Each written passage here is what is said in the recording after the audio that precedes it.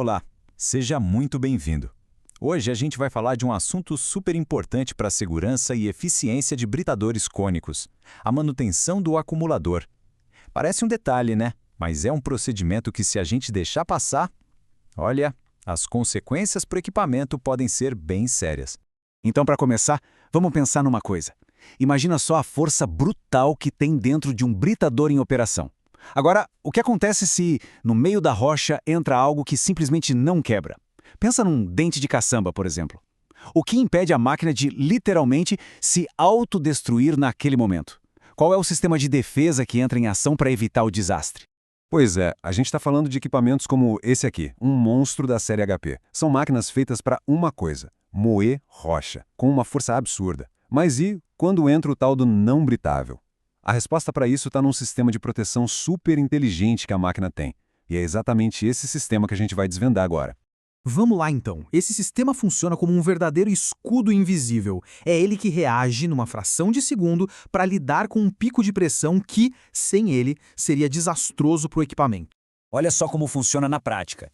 Entrou um material que não quebra, a pressão sobe na hora, lá para cima. Aí o que acontece? O sistema de alívio entra em ação e deixa o anel de ajuste levantar. Esse movimento empurra todo o óleo hidráulico para dentro dos acumuladores. Isso abre um espaço, uma folga, para o objeto passar direto, sem quebrar nada. É genial, né? E o herói dessa história toda é o acumulador. Pode pensar nele exatamente como o amortecedor de um carro, só que para um britador. Lá dentro tem uma bexiga de borracha cheia de nitrogênio que funciona como se fosse uma mola a gás super potente. Quando o óleo é empurrado para dentro com tudo, ele comprime essa mola de nitrogênio e pronto, o tranco é todo absorvido. Mas e aí que mora o perigo? E se o acumulador não estiver pronto para essa pancada? Se a precarga de nitrogênio, a pressão da mola, estiver baixa, simplesmente não tem mola para ser comprimida. O óleo não tem para onde ir. A pressão toda vai para onde? Direto para as peças do britador. O escudo de proteção, nesse caso, falhou completamente. Beleza, então como é que a gente garante que esse escudo esteja sempre armado e pronto para funcionar? Vamos ver agora o passo a passo, direitinho, de como verificar e carregar esses acumuladores. Para fazer esse trabalho, a gente precisa da ferramenta correta. Não tem jeito. É esse aqui, o kit de teste e carregamento. É com ele que a gente vai conseguir medir a pressão do nitrogênio com toda a segurança e fazer o ajuste fino se precisar. Passo 1, e o mais importante de todos, segurança em primeiro lugar. O sistema tem que estar totalmente despressurizado.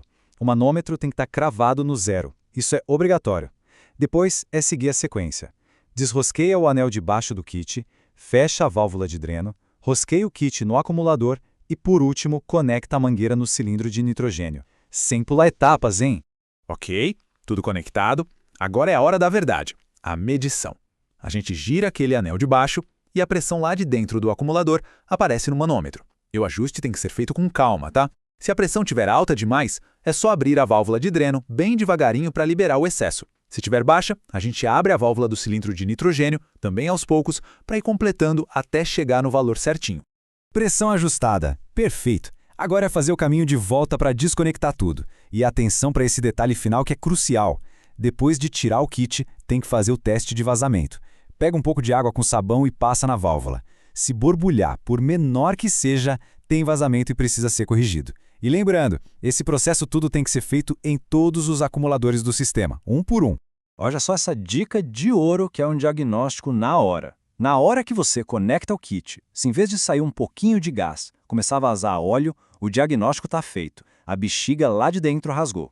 O nitrogênio já foi embora e o óleo tomou o lugar dele. Nesse caso, não tem conversa, tem que trocar a bexiga imediatamente.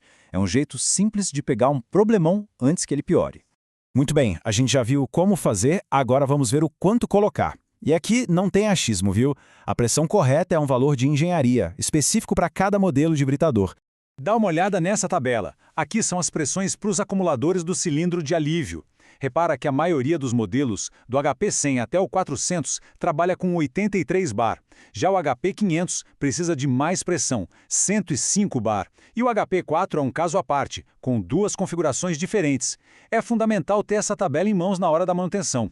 Então, anota aí, 83 bar. Se tem um número para guardar de cabeça, é esse. É o valor padrão para um monte de britadores HP do modelo 100 ao 400. É o ponto de partida para a maior parte das verificações de rotina. Mas atenção, não é só isso. Também tem o acumulador da unidade hidráulica. E aqui a história muda um pouco. Dá uma olhada. Os modelos maiores continuam com 83 bar, mas o HP100 e o HP4 usam uma pressão bem mais baixa, só 16 bar. Então, é importantíssimo saber exatamente em qual acumulador se está mexendo para não colocar a pressão errada. Agora, vamos falar da parte que não dá para negociar, a segurança. Deixar esse procedimento de lado não é uma opção, e os riscos de fazer isso são bem grandes. A regra é bem clara. A verificação tem que ser feita a cada 200 horas de trabalho, ou pelo menos uma vez por mês. Ignorar isso é como deixar a máquina sem seu principal sistema de defesa. Qualquer pico de pressão pode causar um estrago mecânico feio e um prejuízo que ninguém quer ter. E agora uma pergunta que talvez muita gente se faça, e que é a mais crítica de todas em termos de segurança: por que tem que ser só nitrogênio? Por que essa insistência toda? Afinal, ar comprimido é muito mais fácil de achar, não é? A resposta é simples, direta e não tem negociação. Usar qualquer outro gás, especialmente ar comprimido que tem oxigênio, em um sistema com óleo hidráulico sob altíssima pressão, é criar uma bomba. É a receita perfeita para uma explosão. Isso não pode acontecer, é uma condição de risco altíssimo. Então, a regra é absoluta: somente nitrogênio. Ponto final. Então, vamos resumir a história toda. Deixar a pré-carga do acumulador de lado significa se arriscar a ter picos de pressão, danos sérios na máquina, paradas inesperadas e reparos que custam caro. E para piorar, usar o gás errado cria um risco real de explosão. Ou seja, fazer essa manutenção direitinho é a única forma de evitar tudo isso.